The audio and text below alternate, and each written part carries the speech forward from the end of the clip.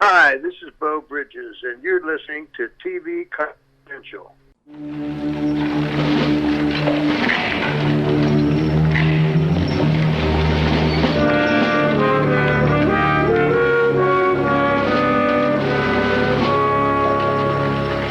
Before you cast any aspersions on our wardrobe man, I am neither an anachronism nor a residual piece of the Twilight Zone.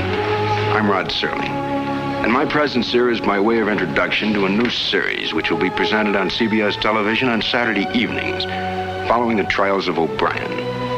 It's called The Loner. Executive producer is William Dozier, producer Andy White. I'll be doing most of the writing. Our new project, The Loner, will be a series of probing, human, believable stories based on the experiences of one man, William Colton. Colton is an ex-Union cavalry officer who heads west following the Civil War.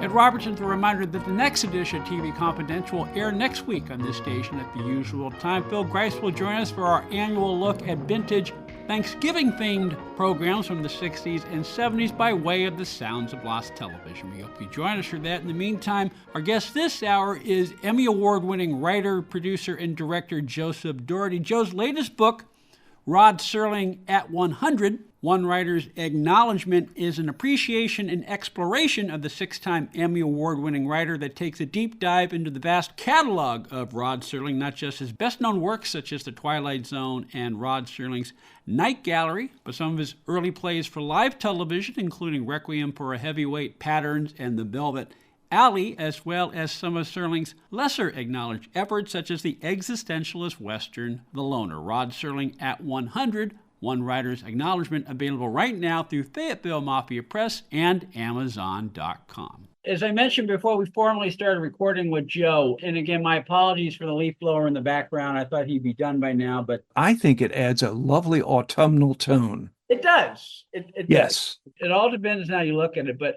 I recently had a chance to watch the entire show for the first time. And it gave me a chance to see shows that I knew.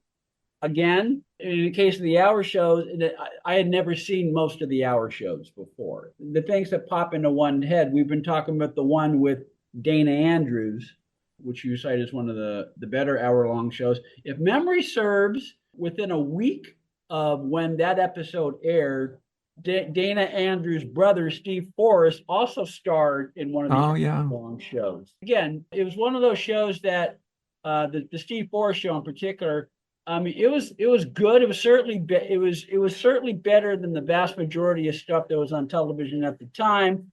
One wonders whether it would have been better had it been a 30-minute show versus an hour show, but that's a debate we'll never solve.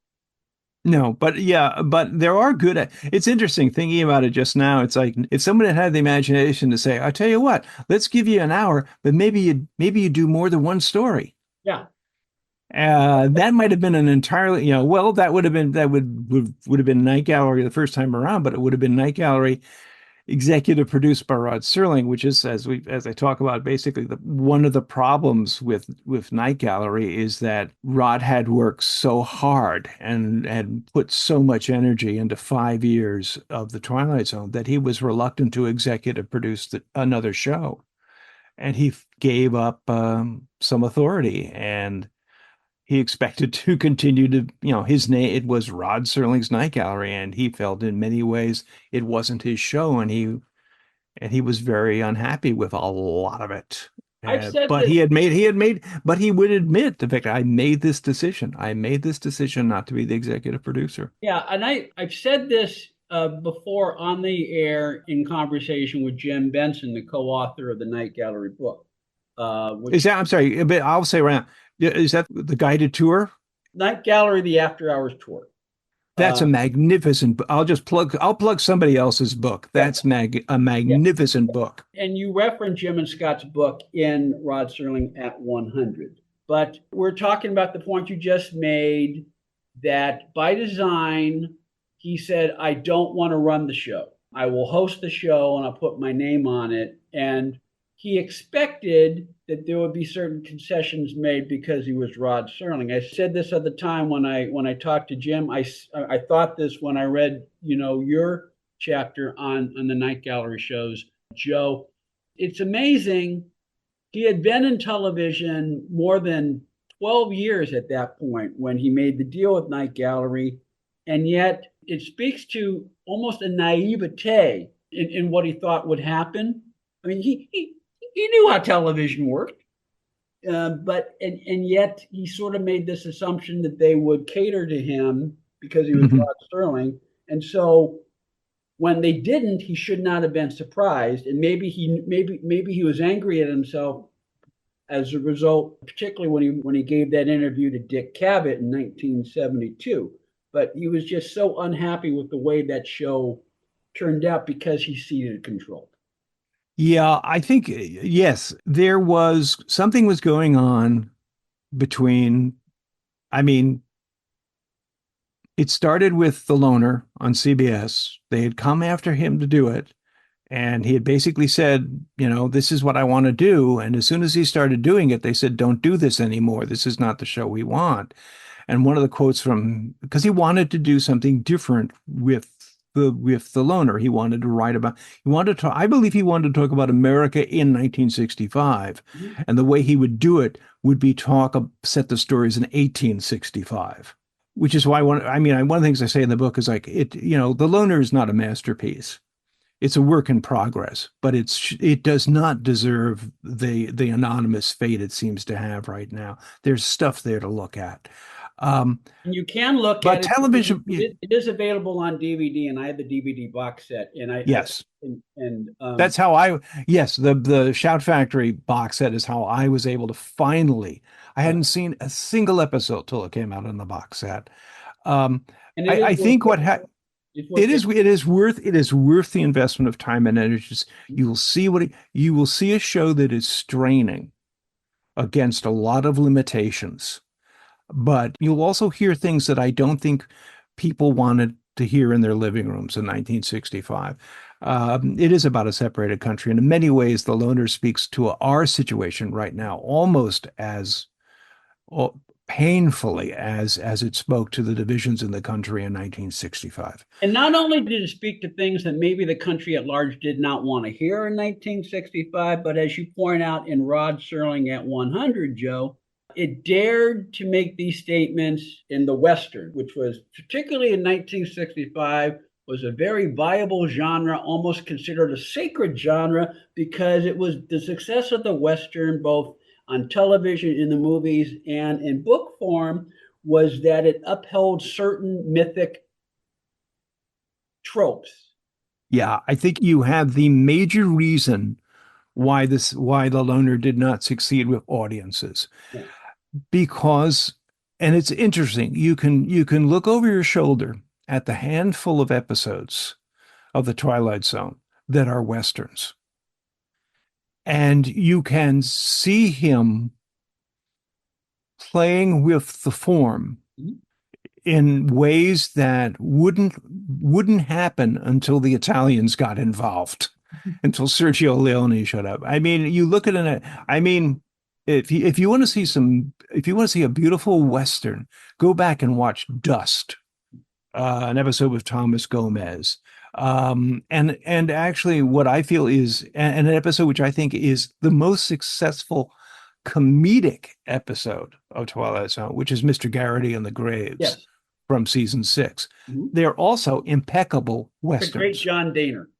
With a great John Dehner, who I think at least 3 episodes. Yeah, at least 3 Twilight Zone episodes. And the one, I had never seen this. It's a first-year episode with Dan Duryea. Oh.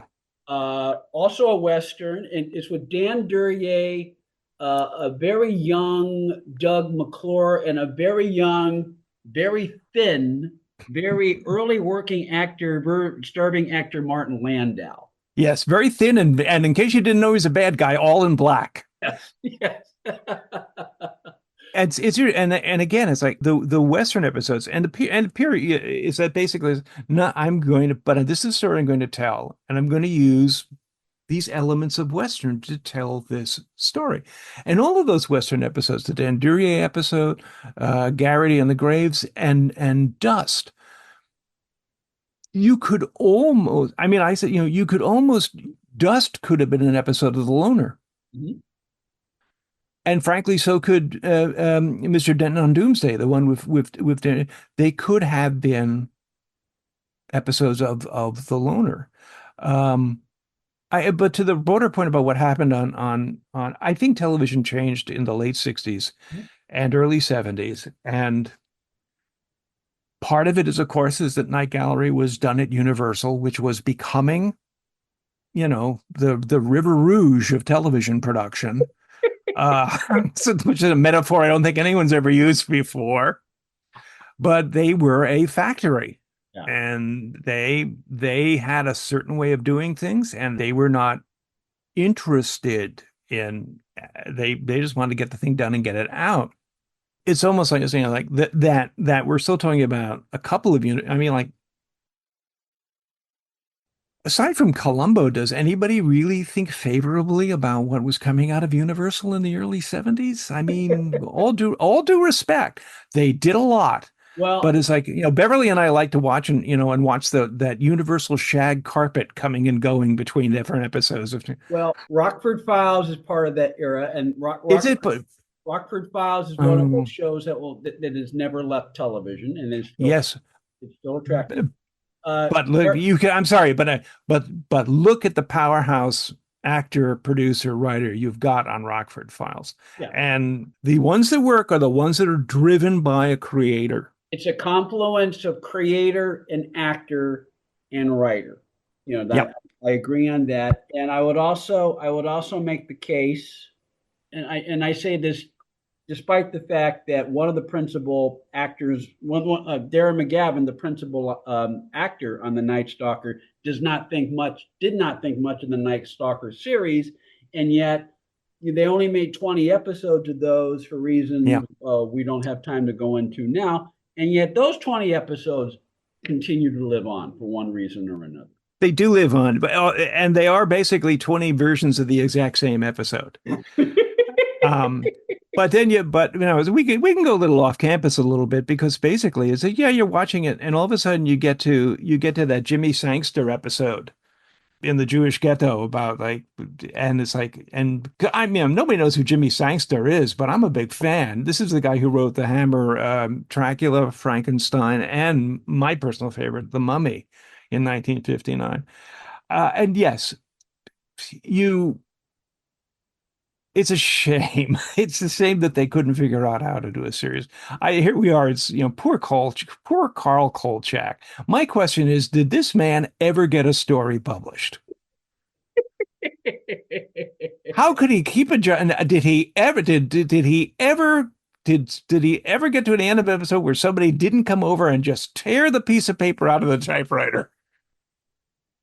But again, where's the root of Carl Kolchak? It's in the unpublished novel by Jeff Rice and the script by Richard Matheson.